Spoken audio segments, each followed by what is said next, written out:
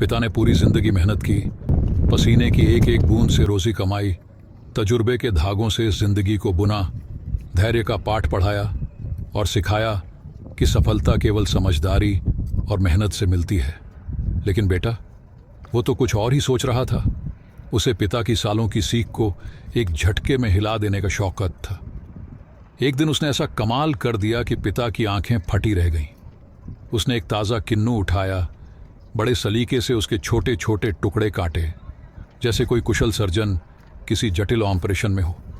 फिर बेहद नज़ाकत से उनके छिलके उतारे, मानो कोई अनमोल हीरा तराश रहा हो।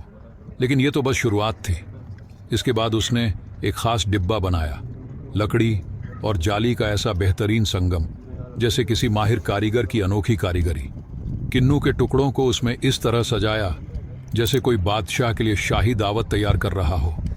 हर टुकड़ा इतनी नफासत से रखा कि देखने वाले भी हैरान रह जाएं। अब आया असली खेल। बेटे ने वो डिब्बा पानी में फेंक दिया और जैसे ही डिब्बा पानी में गिरा, जादू हो गया। पानी में हड़कंप मच गया। मछलियों को जैसे किसी ने ऐलान कर दिया हो कि भाइयों, आज मुर्ग मुसम्बी की दावत है। छोटी मछलियां पहले आईं, बड़ी मछलियां पीछे पीछे।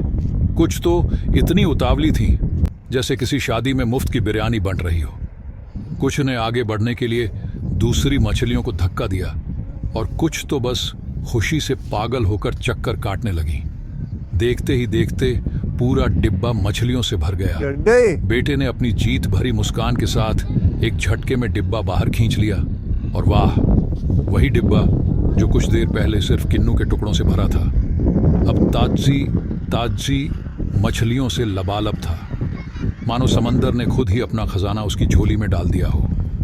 पिता अवाक खड़ा देखता रह गया, उसकी आंखों में सवाल, चेहरे पर अजीब सी चुप्पी। बेटे ने सीना चौड़ा करके कहा, देखा अब्बा, ना मेहनत ना मशक्कत, बस दिमाग लगाओ और सीधा माल पकड़ो। पिता ने लंबी सांस भरी, ऊपर आसमान की ओर देखा जैसे कुछ सोच रहे हो। फिर हल्की मुस्कान के साथ बोले, बेटा, आज तो मछलियां फंस गईं, लेकिन याद रखना, जो चीज आसानी से हाथ लग जाए वो हमेशा हाथ में नहीं रहती।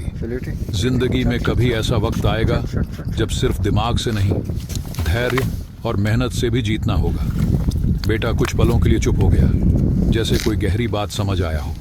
लेकिन फिर उसने कंधे उचकाए, मुस्कुराया, क्योंकि अभी तो उसकी किस्मत उसके साथ थी।